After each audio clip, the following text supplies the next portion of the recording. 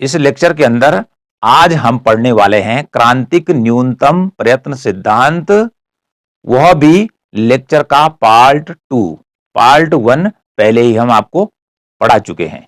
तो यहां पर आज मैं डायग्राम के माध्यम से या रेखा चित्र के माध्यम से या फिगर के माध्यम से समझाने का प्रयास करूंगा कि किस प्रकार से क्रांतिक न्यूनतम प्रयत्न सिद्धांत या न्यूनतम आवश्यक प्रयत्न सिद्धांत को लीबेन्स्टीन ने रेखा चित्र पर समझाने का काम किया है। किस प्रकार से उसने डायग्राम को बनाया और यह समझाने का प्रयास किया कि किसी देश को यदि आर्थिक विकास करना है, और वो देश कौन है? अल्प विकसित देश, अर्ध विकसित देश, गरीब देश, तो इन्हें आगे बढ़ना है, तरक्की करना है, तो उन्हें न्यूनतम निवेश करना ही होगा, न्यूनतम मात्रा में। वो भी कितना?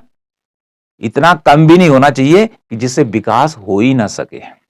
न्यूनतम मात्रा इतनी जरूर हो जानी चाहिए कि कोई काम पूरा हो जाना चाहिए। माना कि कोई सरकार या देश क्या करता है, रेलवे लाइन या रेलवे का प्रोजेक्ट चलाती है और वह 20 किलोमीटर प्रोजेक्ट बनाने का काम करती है। उसका मकसद है कि 20 किलोमीटर तक लाइन बिछ जाए, ठीक है, और उस पर रेलगाड़ी भी चल जाए। और उसके लिए उसने मान लिया कि इस पर 1000 रुपया खर्च होने वाला है, लेकिन 500 रुपये ही खर्च हो पाए, 500 रुपये ही खर्च हो पाए, 1000 रुपये होना था। तो केवल पटरी बिछेंगी, उसके बाद उस पर ट्रेन नहीं चलने वाली है। तो फिर ये न्यूनतम प्रयत्न नहीं होगा, क्योंकि इससे पटरियां तो बिछी रहेंगी, लेकिन पटरी पर चलने के लिए रेलगाड़ी भी चाहिए, ठीक है, उसके साथ अन्य सामग्रियों की भी जरूरत पड़ेगी, वो सारी चीजें या वो सारी सुविधाएं चाहिए। तो न्यूनतम प्रयत्न कब होगा? कि जब वह रेलवे ट्रैक पूरा बन जाएगा और उस पर यातायात शुरू हो जाएगा, तो उसे हम कहेंगे न्यूनतम प्रयत्न, क्योंकि वहां से काम पूरा हो गया और उसका उपयोग होने लग जाएगा। ओके, और यदि आधा रहता है तो वह न्यूनतम प्रयत्न किसी काम का नहीं है। तो जो लिवेंस्टीन था, उसने अपने सिद्धांत को रेखा चित्र के द्वारा बतलाया है। आज इसी की हम चर्चा करने वाले हैं, पहले बता चुके हैं। साथ में उसके सिद्धांत की मुख्य बातें कौन कौन सी हैं, इसको जान लेते हैं। पहला है कि जनसंख्या वृद्धि प्रति व्यक्ति आय का फलन है, यानी कि जनसंख्या में जो वृद्धि होती है वो पर कैपिटा इनकम का फलन है, फल है। तो यहां पर उसने किस प्रकार से समझाया है? उसने कहा कि जो अल्प विकसित देश है, जो गरीब देश है, उसमें भारत भी आता है, क्योंकि उसने अपना यह सिद्धांत या थीसिस दी थी 1957 में, 1957 में उसने अपना यह सिद्धांत अल्प विकसित देशों के आर्थिक विकास के लिए दिया था। तो उसने क्या माना कि जब जो अल्प विकसित देश है वहां पर निर्धनता का दुष्चक्र है, अधिकांश जनसंख्या गरीब है, ठीक है, उनके पास रहन सहन की जो सुविधाएं हैं वह अत्यंत कम है। तो उसने क्या कहा कि विकास की जो पहली अवस्था लिखा है यहां पे, फर्स्ट अवस्था, पहली अवस्था में जो अल्प विकसित देश हैं, गरीब देश हैं, निर्धन देश हैं, उनमें प्रति व्यक्ति जो आय होती है वो कम आय लिखा है। आय क्या होती है? बहुत कम होती है, न्यून स्तर पर होती है। तो इस आय का वहां पर क्या प्रभाव पड़ता है? जब आय कम रहती है, अर्थात प्रति व्यक्ति आय कम रहती है, तो उसने कहा कि यहां पर जन्म दर और मृत्यु दर दोनों क्या होती है? ऊंची होती है। अर्थात ज्यादा लोग पैदा भी होते हैं, ठीक है, और ज्यादा लोग क्या होते हैं? मरते भी हैं। तो जन्म दर और मृत्यु दर ऊंची होती है, ठीक है, मरने वालों की संख्या भी ज्यादा होती है और पैदा होने वालों की संख्या भी ज्यादा होती है, लेकिन जनसंख्या बढ़ती नहीं है, क्योंकि अधिकांश लोग क्या जाते हैं? मर जाते हैं, बच्चा पैदा होते ही मर जाते हैं, क्योंकि वहां पे स्वास्थ्य की सुविधाएं नहीं होती है, आदमी ट्रीटमेंट नहीं करा सकता है। इसलिए पहली अवस्था में जब प्रति व्यक्ति आय कम रहती है तो जन्म दर और मृत्यु दर बराबर होती है, मतलब हाई लेवल की होती है, लेकिन जन्म लेने वाले जल्दी मर जाते हैं, तो इसलिए जन्म दर और मृत्यु दर बराबर होती है और जनसंख्या में वृद्धि नहीं होती है। ओके जी। दूसरी अवस्था का उसने विकास की कि जब आय कम आय से अधिक आय की ओर बढ़ता है कोई अल्प विकसित देश, अर्ध विकसित देश, तो अधिक आय आ जाती है। तो अधिक आय आने से जब व्यक्ति की इनकम बढ़ती है तो यहां पर क्या होता है कि जो जन्म दर है उसमें थोड़ा सा गिरावट देखने को मिलती है, ठीक है, जो जन्म दर है उसमें थोड़ा कमी आने लगती है, लेकिन जनसंख्या घटती नहीं है, बढ़ती चली जाती है। तो यहां पर भी जनसंख्या कम नहीं होती है। तीसरी स्टेज है, ये वाली थी, तीसरी स्टेज है तृतीय अवस्था, अधिक आय।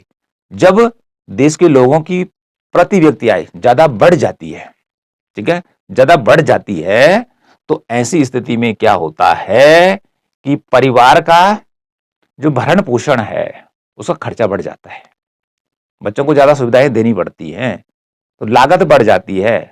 तो ऐसी स्थिति में लोग सोचने लगते हैं कि परिवार छोटा होना चाहिए, ठीक है।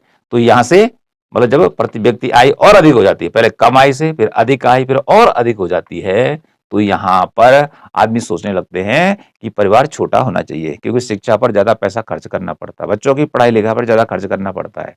तो यदि सभी को पढ़ाएंगे, भाई ज्यादा बच्चे हुए 5-7, ठीक है, 8-10, तो इतना का खर्चा वहन नहीं होगा, ठीक है।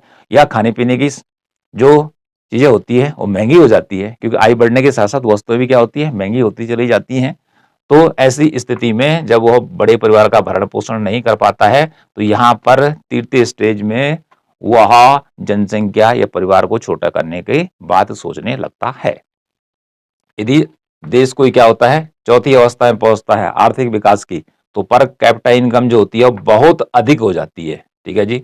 जब बहुत अधिक हो जाती है तो यहां पर जनसंख्या क्या होती है, जन्म दर और मृत्यु दर घटने लगती है, जन्म दर भी घटती है और मृत्यु दर भी घटती है, तो जनसंख्या में कमी आने लगती है। तो मेन फोकस उसका क्या है कि जो अल्प विकसित देश है, अर्ध विकसित देश है, जैसे रोडान ने कहा या उससे पहले जितने भी हमने आपको आर्थिक विकास के सिद्धांत बतलाए अर्ध विकसित देशों के बारे में, सबका यही कहना है कि यहाँ पर विकास न होने का जो मुख्य कारण है वह है अत्यधिक जनसंख्या का होना, क्योंकि जनसंख्या विकास में बड़ी बाधक है। ओके जी, तो इसी बाधा को दूर करना है, ठीक है, कि जो अति जनसंख्या है और जिसके कारण अल्प विकसित देश आगे नहीं बढ़ पा रहे हैं, तो इस पर हमें किस प्रकार से लगाम लगाना है और किस प्रकार से देश में इंफ्रास्ट्रक्चर डेवलप करना है, आधारिक संरचना का विकास करना है, सड़क, बिजली, पानी, जल, ये सारी चीजें हमने क्या करनी है, विकसित करनी है। तो इसी के लिए लिवेस्टीन ने भी अपना यह सिद्धांत दिया है। तो जहां हमने बात की कि जनसंख्या जो है वो प्रति व्यक्ति आय का फलन है, प्रति व्यक्ति आय जैसे जैसे बढ़ती चली जाती है, तो पहले जनसंख्या ज्यादा रहती है, लेकिन जैसे पर कैपिटा इनकम बढ़ती है तो उसके बाद जनसंख्या घटने लगती है। तो जैसे वर्तमान में इंडिया में हो रहा है, धीरे धीरे जनसंख्या और ये घट रही है, लेकिन हमें बढ़ती हुई नजर आ रही है, लेकिन जिस ग्रोथ के रेट से वह 70 के दशक में बढ़ रही थी उस रेट से कम हुई है। अब जो यहां पर पढ़ा हमने जनसंख्या वृद्धि और प्रति व्यक्ति आय के बीच का संबंध, उसको हम इस डायग्राम पर समझने वाले हैं। लेविस्टीन ने किस प्रकार से इस डायग्राम पर जनसंख्या वृद्धि और प्रति व्यक्ति आय के बीच के संबंध को बतलाया है। आपने क्या करना है, 2 एक्सिस सीधे ड्रॉ करने, एक्स अक्ष पर लिखेंगे जनसंख्या में वृद्धि और वाई अक्ष पर लिखेंगे पीसीआई, पर कैपिटा इनकम, प्रति व्यक्ति आय। तो इस प्रकार से जनसंख्या वृद्धि और प्रति व्यक्ति आय के बीच क्या रिलेशन है, क्या संबंध है, इसको यहां पर हम समझने वाले हैं। और जो न्यूनतम आवश्यक प्रयत्न की बात वो कर रहा है, तो न्यूनतम आवश्यक प्रयत्न यह है कि इतनी मात्रा में निवेश होना चाहिए, विनियोग होना चाहिए कि काम कंप्लीट हो जाए और उससे अगला उत्पादन शुरू हो सके, मतलब पूंजी का निर्माण हो सके, ठीक है। एक फैक्ट्री लगी तो फैक्ट्री में लोग लगेंगे तो फिर उनको रोजगार मिलेगा, उनकी आय बढ़ेगी, फिर वो आय को खर्च करेंगे, फिर जो उत्पादक है वो और ज्यादा प्रोडक्शन करने के लिए क्या होगा, प्रेरित होगा, ठीक है जी।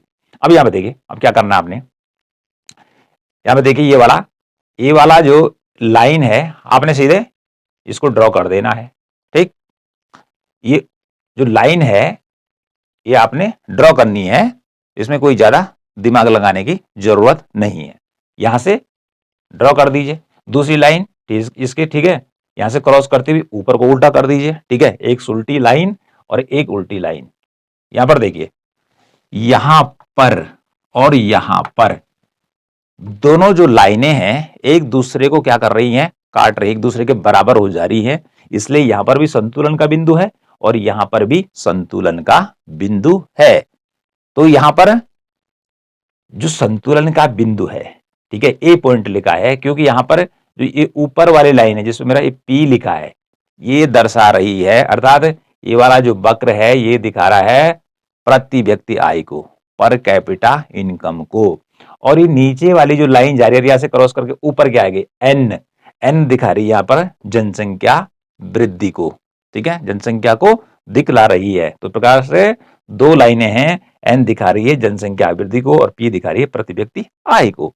अब देखना जनसंख्या वृद्धि और प्रति व्यक्ति आय के बीच क्या संबंध है। अब यहां पर देखिए ए पॉइंट पर क्या होता है, जनसंख्या और प्रति व्यक्ति आय की जो कर्व एक दूसरे को काटते हैं। तो लिवेंस्टीन ने कहा यह जो पॉइंट है, ए लिखा है यहां पे, ठीक है, ए लिखा है, इसको थोड़ा दूर बना लेंगे यहां पे, ठीक। तो उसने क्या कहा, यह जीवन निर्वाह का न्यूनतम बिंदु है, यह निर्धनता का दुष्चक्र का बिंदु है, जहां पर अल्प विकसित देश या गरीब देश किसमें, गरीबी में फंसे हुए हैं, ठीक है, इसलिए यहां पर उसने कहा, ठीक है जी। अब वो कहता है यदि इतना ओ से लेकर वाई तक पर कैपिटा इनकम बढ़ती है, सांकेतिक रूप में है, तो आपने क्या करना है, यहां से लेकर वाई कर दीजिए, यहां से एक लाइन इधर खींचनी है यहां पर, ठीक है, अभी इसको नीचे और यहां पे लिख देना है 1%, क्या लिखना है, 1%, ठीक है। तो उसने कहा इतनी यदि आय बढ़ती, ओ से लेकर यहां तक आय बढ़ती है, ठीक है, आय बढ़ती है, तो उसके जवाब में क्या होता है, उतनी ही जनसंख्या भी बढ़ती है, ठीक है, 1% जनसंख्या क्या होती है, बढ़ती है, यदि इतनी क्या होती है, प्रति व्यक्ति आय बढ़ती, क्योंकि हम जनसंख्या वृद्धि और प्रति व्यक्ति आय के बीच के संबंध को आपको बतला रहे हैं। ओके, अब करना क्या है, उसके बाद देखिए प्रति व्यक्ति आय पहले तो इतनी थी, अब उसने कहा इतना कर देते हैं, ठीक है, इतना कर देते हैं, अर्थात y से लेकर y1 हो गई, तो आपने क्या करना है, यहां से लेकर एक लाइन डॉट डॉट में ड्रॉ करनी है और इसको नीचे मिलाना है, तो इसका बॉक्स थोड़ा बड़ा होगा, बड़ा करना है इसको, ठीक है, और यहां पर लिखना 2%। अब देखिए इनकम कितनी बढ़ी, इतना बढ़ी, लेकिन इसकी तुलना में पॉपुलेशन कहां चली गई, यहां से लेकर यहां तक जनसंख्या ज्यादा बढ़ी है। तो यदि प्रति व्यक्ति आय क्या होती है, कम बढ़ती है, ठीक है, और जनसंख्या ज्यादा बढ़ती है, तो क्या होगा कि जो पैसा मिल रहा है लोगों को, जो कमा रहे हैं थोड़ा बहुत, वो सारा खर्च हो जाएगा, ठीक है। लेकिन यहां पर इससे आगे और भी है, तो देखिए कहने का मीनिंग क्या है, यहां पे लिखा है Y1D, ठीक है, यहां पर देखिए ये 2% है, ग्रेटर देन किससे, यहां से लेकर यहां तक, इनकम तो इतनी बढ़ी ना, इनकम यहां से लेकर यहां तक बढ़ी, लेकिन पॉपुलेशन क्या हो गई, यहां से लेकर यहां जंप कर गई, इसलिए लिखा Y1D, अर्थात Y1D ग्रेटर Y1B, ठीक है, इस B से D बड़ा है, क्योंकि D है तो यहां चला गया और B यहां पर है इसलिए बड़ा है। ओके, तो प्रति व्यक्ति आय की तुलना में यहां पर क्या हो रहा है, जनसंख्या ज्यादा बढ़ रही है। अब अगली बात बतलाता हूं, ठीक है, कि क्या करना है, यदि प्रति व्यक्ति आय पहले तो यहां पे थी, अब यहां बढ़ा दी, Y2 पे चली गई, ठीक है, ओ Y2 पर चली गई, तो क्या होगा, यहां पर ये दोनों एक साथ मिल गए, तो यहां पे लिखा मेरा ई, इक्विलिब्रियम, अर्थात यहां पर प्रति व्यक्ति आय और जनसंख्या दोनों क्या हो जाती है, बराबर हो जाती है, दोनों इक्वल हो जाती हैं। ओके जी, कौन सी, प्रति व्यक्ति आय पर ओ से लेकर OY2 यदि इतनी प्रति व्यक्ति आय हो जाती है, तो यहां पर जो प्रति व्यक्ति आय और जनसंख्या दोनों बराबर हो जाती है, ठीक है जी, दोनों बराबर हो जाती है, और यहां पर हो गया 3%।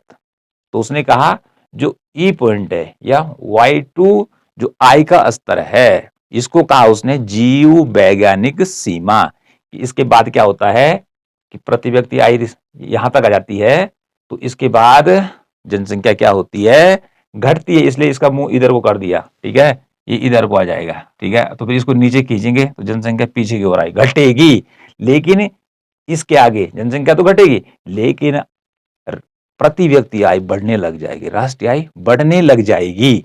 ओके, तो इस प्रकार से इन दोनों के बीच का जो इधर गैप आ रहा है, ठीक है जी, एक गैप कहां हो रहा है, यहां पूर्ति हो रही है। तो ये हो न्यूनतम बिंदु है ए, जहां पर जो निर्धन देश हैं गरीबी में जकड़े हुए हैं, और यहां पर यदि वो पहुंच जाते हैं, यहां तक उनका प्रति व्यक्ति आय का स्तर पहुंच जाता है, तो वह आगे विकास की मार्ग की ओर चल सकते हैं, विकास के पथ पर चलेंगे, ऐसा लिबेंस्टीन ने अपने सिद्धांत में कहा। तो यहां पर कहने का अर्थ क्या है कि प्रति व्यक्ति आय ओ से लेकर OY2 न्यूनतम आवश्यक प्रयत्न इतना जरूर होना चाहिए कि आय ओ से लेकर Y2 तक बढ़नी चाहिए, तब जाके हम क्या कर सकते हैं, जो अल्पविकसित देश है उसको विकास के मार्ग पर ले जा सकते हैं। लेकिन इससे नीचे होता है, मतलब Y2 से यदि Y1 होता है, ठीक है जी, और या Y होता है, तो जो अल्पविकसित देश है, गरीब देश है, वो विकास नहीं कर पाएगा, क्योंकि यह न्यूनतम प्रयत्न या इतना पैसा नहीं है कि यह देश को विकास की ओर ले सके। ठीक है जी, माना बात, तरक्की के लिए यहां से लेकर विकास करने के लिए, किसी काम को पूरा करने के लिए यहां से लेकर Y2 तक 10 रुपए की जरूरत है। कितने रुपए की जरूरत है? 10 रुपए की जरूरत है। और यहां तक कितना हमारे पास है? 5 रुपए खर्च करते हैं, तो 5 रुपया जो है वह उस काम को पूरा नहीं कर पाएगा, आधा ही कर पाएगा, आधा काम रहेगा तो वह किसी काम का नहीं रहेगा, वो खराब हो जाएगा। तो आवश्यक न्यूनतम प्रयत्न कितना होना चाहिए? 10 रुपए के बराबर होना चाहिए, ठीक है, अंकों में। और OY2 यह न्यूनतम प्रयत्न है कि जहां पर इक्विलिब्रियम है जनसंख्या का और प्रति व्यक्ति आय का, ठीक है जी। तो और इससे ऊपर जब होगा तो वह सतत विकास के मार्ग की ओर चलेगी देश की अर्थव्यवस्था। किस देश की? अल्पविकसित देशों की। ओके जी, अब बात करते हैं इस दूसरे डायग्राम की। सेम वही डायग्राम है, ठीक है जी, बाकी तो यही बनाना है आपने, लेकिन 2 अक्ष इसके भी हैं, ठीक है। इस पे क्या लिखना है? प्रति व्यक्ति आय में प्रेरित वृद्धि, यानी कि प्रति व्यक्ति आय में वृद्धि करने वाले कारक होते हैं, ठीक है, जो पर कैपिटा इनकम को बढ़ाने का काम करते हैं। तो दूसरा रेखा चित्र हमारा बना रखा है विषम चक्रों को तोड़ना। निर्धनता का दुष्चक्र है गरीब देशों में, उस चक्र को तोड़ने के लिए उसका ये वाला डायग्राम आएगा। तो इसका टाइटल तो ये हो गया, ठीक है जी। यहां पर लिखना है प्रति व्यक्ति आय और आय में होने वाली कमी, अर्थात एक तो प्रति व्यक्ति आय को बढ़ाने वाली शक्तियां हैं और एक इधर प्रति व्यक्ति आय को घटाने वाली शक्तियां। दोनों प्रकार की शक्तियां जो होती हैं अर्थव्यवस्था में काम करती हैं, फोर्स करती हैं। एक तो विकास की ओर ले जाने वाली होती हैं और एक विकास को कम करने वाली होती है, ठीक है। तो दोनों में क्या चलता रहता है? संघर्ष चलता है। क्या चलता रहता है? संघर्ष चलता रहता है। तो एक रहती है प्रोत्साहन और एक होता है झटका, ठीक है। एक शॉक्स देने का काम करती है, तो झटका क्या करता है? विकास को कम करता है, और प्रोत्साहन क्या करता है? विकास को ऊपर ले जाने का काम करता है। अब देखिए जी, अब क्या करेंगे? ये तो 2 अक्ष हैं, ये हमने आपको बता दिया। आपने यहां से लेकर इन दोनों के बीच एक लाइन ड्रॉ करनी है, सीधे 45 डिग्री, यहां पे लिख भी देंगे 45 डिग्री की एक लाइन ध्रुव कर दी, ठीक है। ध्यानपूर्वक सुनिए कि किस प्रकार से इस डायग्राम को बनाना है। स्टार्टिंग यहां से 45 डिग्री का, ओके। ये क्या है? सतत विकास की रेखा है। सतत विकास की रेखा है। यदि इस विकास की रेखा को कोई देश प्राप्त कर लेता है तो वो गरीब नहीं रह सकता है, ठीक है। बाकी हम इसकी तुलना नीचे करेंगे। अब क्या करना है? यही वाला डायग्राम, इसके नीचे थोड़ा यहां पर आगे जाके इसके नीचे से एक कर्व यूं ड्रॉ कर दीजिए, ठीक। और इस पे लिखा था Z1 और यहां पर भी लिख दिया Z1, ठीक है। ये Z1, तो ये है विकास बाधक रेखा। ये नीचे वाली Z1 क्या है? विकास बाधक रेखा है, जो देश के आर्थिक विकास में बाधा उत्पन्न करती है। और जो दूसरी रेखा है ऊपर से जा रही, यूं करके इसने भी यहां पर इसको इंटरसेक्ट किया और आगे निकल गई, और ये है विकास जनक रेखा, ठीक है। ये प्रोत्साहन की रेखा है जो आर्थिक विकास को बढ़ाने का काम करेगी। तो इस प्रकार से 2 रेखाएं होगी, तो सेम वही होगा, ठीक है। ये क्या है? ये पर कैपिटा इनकम की रेखा है, और दूसरी क्या है? जनसंख्या वृद्धि की रेखा है। तो जनसंख्या ज्यादा वृद्धि होती है, बढ़ती है, तो विकास में बाधक होती है, ठीक। और यदि प्रति व्यक्ति आय ज्यादा बढ़ती है तो विकास में क्या होती है? साधक होती है, तो एक बाधक है। तो इस प्रकार से ये ऊपर वाली रेखा X1 विकास की रेखा है, ठीक है, विकास जनक रेखा है। और नीचे वाली Z1 रेखा आपकी क्या है? Z1 ये रेखा जो नीचे की जा रही है विकास में बाधा उत्पन्न करती है, ठीक है। तो ये झटकों की रेखा है। झटके जो से उसने कहा कि झटके क्या करते हैं, विकास को कम करने का काम करते हैं और प्रोत्साहन बढ़ाने का काम करते हैं। तो यहां पर न्यूनतम बिंदु की हम बात पहले भी वहां पर कर चुके हैं। यहां पर दोनों क्या है, एक दूसरे को इंटरसेक्ट कर रही हैं, ठीक है, विकास बाधक रेखा और विकास जनक रेखा।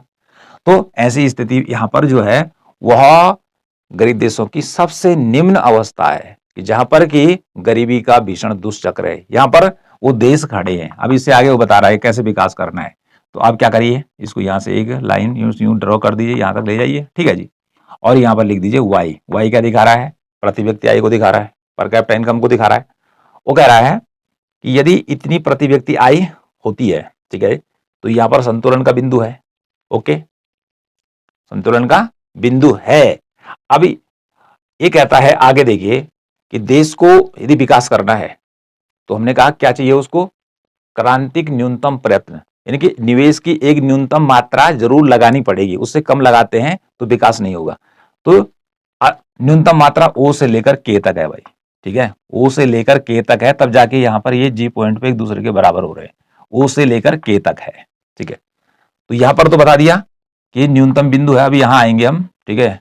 अब माना कि ओ से लेकर के तक पैसा नहीं है, ठीक है, ओ से लेकर के तक यदि क्या होती है, प्रति व्यक्ति आय नहीं बढ़ती है, ये न्यूनतम निवेश नहीं होता है और केवल ओ से लेकर एम तक होता है, तो क्या करना है, इसको लाइन को यहां डॉट डॉट करते हुए, ठीक है, यहां पर ले जाना है, ठीक है, ए, और इसको ऊपर लाइए और इसको नीचे तक यहां पर लाइए, ऊपर से लेकर यहां तक नीचे लाइए।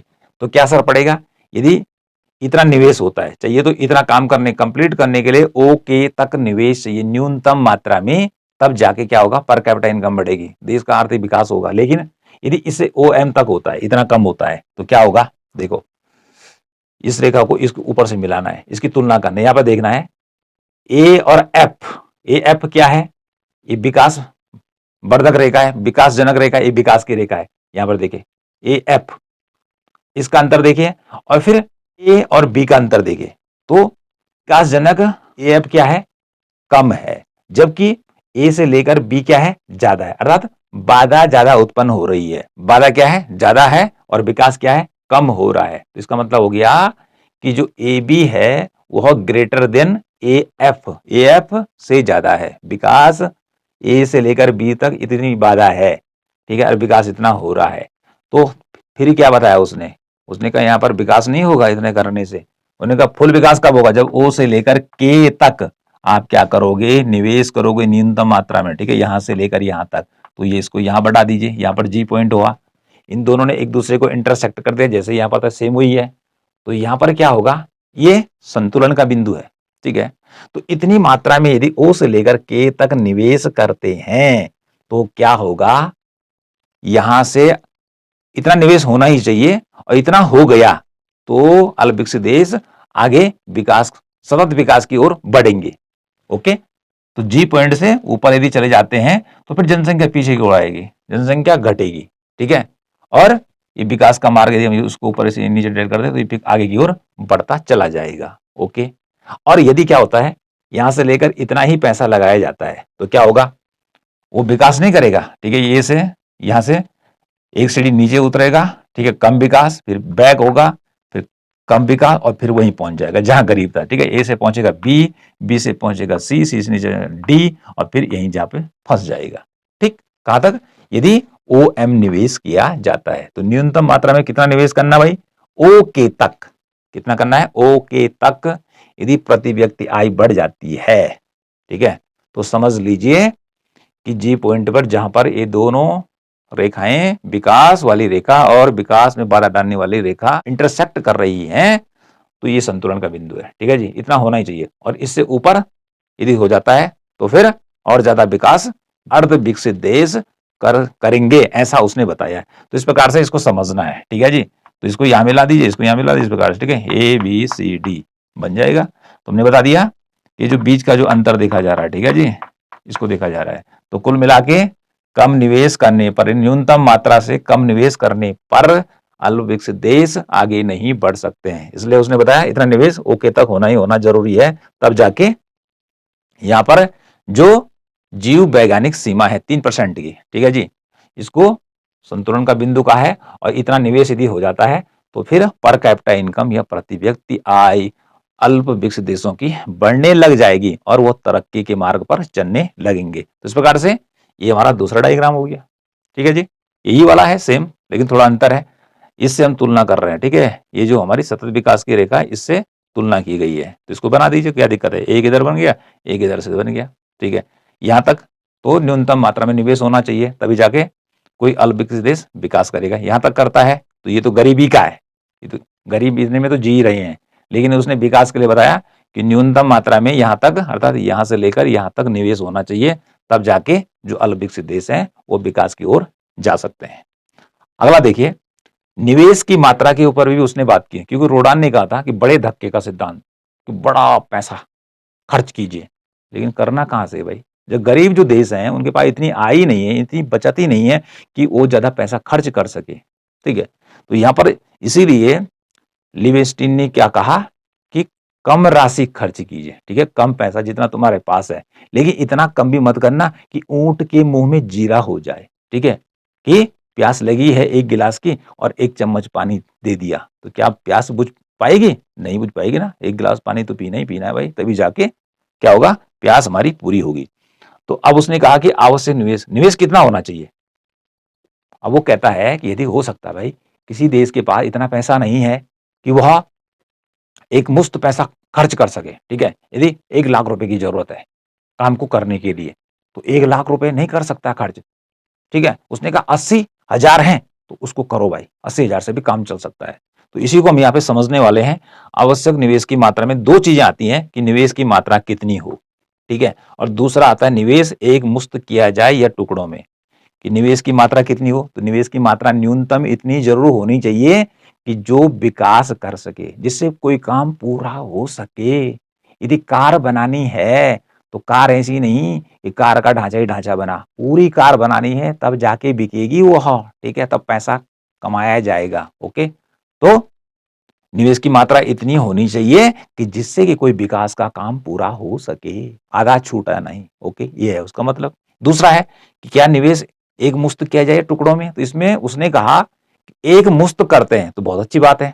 तब तो आप क्या करेंगे, एक मुश्त होने से तो क्या होगा, पूरा काम हो जाएगा आपका। ठीक है, यदि एक मकान आप बनाना चाहते हैं 1 मंजिल का, तो पूरा बन जाएगा। ओके, और यदि उससे नीचे करते हैं तो आधा ही बनेगा मकान, आधा बनेगा, आधा छूट जाएगा। ओके, अब यहां पर समझते हैं। तो उसने कहा एक मुश्त भी कर सकते हैं आप। ठीक है, एक साथ भी कर सकते हैं पूरा काम, और यदि कम पैसा पड़ रहा है तो ये भी हो सकता है। इसके लिए ये वाला डायग्राम है तीसरे नंबर का, क्या करना है, वही 2 अक्ष ड्रॉ करने हैं। एक्स पे समय लिखना है, और जो हमारा वाई अक्ष है उस पे लिखना है पीसीआई, पर कैपिटा इनकम, प्रति व्यक्ति आय। ठीक है, इस पे भी प्रति व्यक्ति आय था, इस पे भी प्रति व्यक्ति आय है। ठीक है जी, लेकिन थोड़ा सा इसमें अंतर था, ये प्लस में था। ठीक है, ये माइनस में था। ये घटाने वाली शक्तियां काम कर रही थी, इधर बढ़ाने वाली शक्तियां काम कर रही थी। ओके, अब यहाँ पे देखिए, इसके लिए क्या करना आपने, एक लाइन इधर से डॉट डॉट में ड्रॉ कर दीजिए, ए लिख दीजिए फर्स्ट, यहाँ पे क्षेत्र लिख दीजिए, पहला क्षेत्र। फिर थोड़ा सा ऊपर ले जाइए, डॉट डॉट लाइन कीजिए, दूसरा क्षेत्र, और यहाँ से एक तीसरी लाइन हॉरिजॉन्टल डॉट डॉट करिए, और ये तीसरा क्षेत्र। इस पे लिख दीजिए एम, यहाँ पे भी लिख दीजिए एम, यहाँ पर ए बी। अब इससे हम क्या समझते हैं, अब ये कह रहा है यदि पर कैपिटा इनकम या न्यूनतम निवेश जो होता है, वो कह रहा है कि ओ से लेकर एम तक निवेश होना चाहिए, तब जाके न्यूनतम निवेश की बात हो रही है, अधिकतम की बात नहीं हो रही रोडान की तरह। यहां पर हो रही है न्यूनतम मात्रा में निवेश कितना होना चाहिए किसी काम में, ओ से लेकर एम तक होना चाहिए। ठीक है जी, किसी समय विशेष पर। ठीक है, तो यहां से हमने इधर डॉट डॉट कर रखा है, अभी समझा देते हैं। तो उसने कहा इतना हो जाएगा तो बहुत अच्छी बात है, तब तो देश आगे बढ़ेगा ही बढ़ेगा। लेकिन उसने कहा इतना नहीं है, एक मुश्त नहीं है पैसा ओ एम तक, तो तब क्या करो, उसने कहा आप टुकड़ों में कर सकते हैं। तो टुकड़ों में क्या करना है, आप यहां से देखिए बी तक कर सकते हैं आप। तो आपने क्या करना है, बी से यहां से एक रेखा इस प्रकार से खींचनी है। ठीक है, ये कर्व यहां तक ले जाना है, इसको ड्रॉ कर यहां ले जाए, ये आय की रेखा है, प्रति व्यक्ति आय की रेखा है। अब उसने क्या कहा, यदि तुम्हारे पास एक मुश्त राशि नहीं है, कोई बात नहीं है, आप कम पैसा लगाइए बी तक। तो बी क्या करेगा, ये ऊपर की ओर जा रहा है, तो सी तक क्या होगा, यहाँ पर सी है, सी लिखना है, और इधर को डॉट कर सी। तो यहां तक क्या होगी, पर कैपिटा इनकम बढ़ जाएगी, यहां तक पर कैपिटा इनकम बढ़ जाएगी। ओके जी, और उसके बाद यहां तक यदि बढ़ जाती है, तो उसके बाद यदि पुनः पैसा जाता है तो फिर क्या होगा, ओ सी से ऊपर एम तक अर्थात ओ से लेकर एम तक आप क्या करेंगे, निवेश करेंगे, तो सी डी यहां तक निवेश क्या हो जाएगा, पूरा हो जाएगा। तो इस प्रकार से आप टुकड़ों में भी कर सकते हैं, पहले इतना लगाइए, ठीक है, इतना बढ़ाने से इतनी आय बढ़ेगी, फिर वही आय क्या करेगी आगे और उत्पादन करने का काम करेगी और आय को बढ़ाने का काम करेगी और उसके बाद वो एम तक पहुंच जाएगा। लेकिन उसने क्या कहा भाई, यदि आप क्या करते हैं कि पूरा नहीं कर पाते हैं, आपको 2 इंजेक्शन की जरूरत है, 2 इंजेक्शन लगाने हैं, तो उसने क्या कहा, यदि पहला इंजेक्शन लगा गया, ओ से लेकर बी तक लग गया एक इंजेक्शन, तो दूसरा इंजेक्शन तुरंत लग जाना चाहिए, अर्थात जब तक पहले वाले का प्रभाव समाप्त न हो, ठीक है, उससे पहले ही विकास का दूसरा इंजेक्शन लगा दिया जाना चाहिए। अर्थात मकान यदि आधा बना है, ठीक है, तो वह बरसात से, ठीक है, खराब ना हो जाए, टूट ना जाए लंबे समय तक, उससे पहले उसमें काम हो जाना चाहिए और छत पड़ जानी चाहिए, प्लास्टर वगैरह काम में आ जाना चाहिए, ये कहने का मीनिंग है। तो यदि विकास का यदि पहला वाला इंजेक्शन लगाने की वो बात कर रहे हैं, इंजेक्शन लगाती है विकास का, तो दूसरा इंजेक्शन पहले इंजेक्शन का प्रभाव खत्म होने से पहले ही लग जाना चाहिए, जिससे कि विकास आगे बढ़ सके। मतलब जैसे कोई बीमार होकर बहुत दर्द हो रहा है उसकी बॉडी में, ठीक है जी, अकड़ा ना रखिए, एक इंजेक्शन लगाया और उसको लगाने 5 इंजेक्शन, ठीक है जी, एक लगाया और 3 दिन तक उसको छोड़ दिया, जो कि डॉक्टर ने कहा था एक सुबह लगेगा, एक शाम को लगेगा, फिर सुबह लगेगा, शाम को लगेगा, ठीक है, तो एक इंजेक्शन सुबह लग दे रहा 5 दिन बाद लगा रहा है, ठीक है, तब तक तो पहले का असर क्या हो जाएगा, खत्म हो जाएगा और फिर दर्द वही शुरू हो जाएगा, फिर पहला स्टार्टिंग करना पड़ेगा, ठीक, और फिर पता चले वही गलती हो गई तो फिर स्टार्टिंग में आना चाहिए, मतलब अर्थात दर्द खत्म नहीं होगा। तो यहीं पर कहने का मीनिंग है कि विकास भी नहीं होने वाला है। ओके जी, तो टुकड़ों में करेंगे, पहले ओ से लेकर बी करेंगे, तो बी से ये आय ऊपर की तरफ बढ़ेगी, इसको जाने दीजिए, नहीं कोई दिक्कत नहीं है, ठीक है जी, ये सी तक, सी पॉइंट बस इधर कीजिए, तो यहाँ तक इनकम बढ़ेगी, ठीक है। इसके बाद इनकम आपकी और बढ़ी, तो आप ओ से लेकर ओ एम तक कर दीजिए, ठीक है जी, तो आपकी इनकम क्या हो जाएगी, इनकम भी रहेगा, यहाँ जानी चाहिए, ठीक।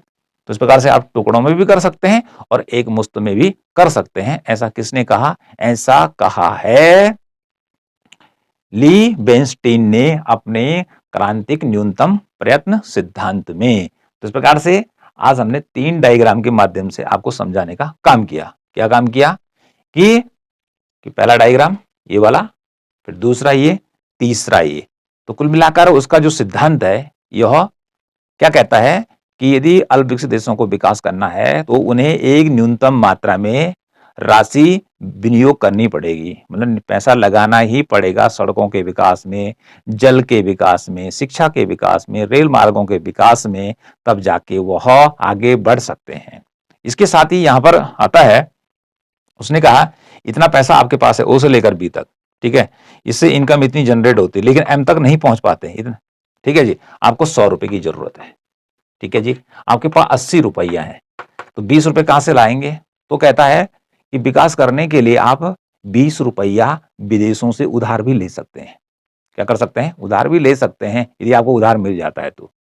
यदि आपको उधार मिल जाता है तो 20 रुपए उधार लीजिए, 80 रुपए से बढ़कर 20 रुपए उधार ले लीजिए तो 100 रुपए हो जाएंगे, ठीक है।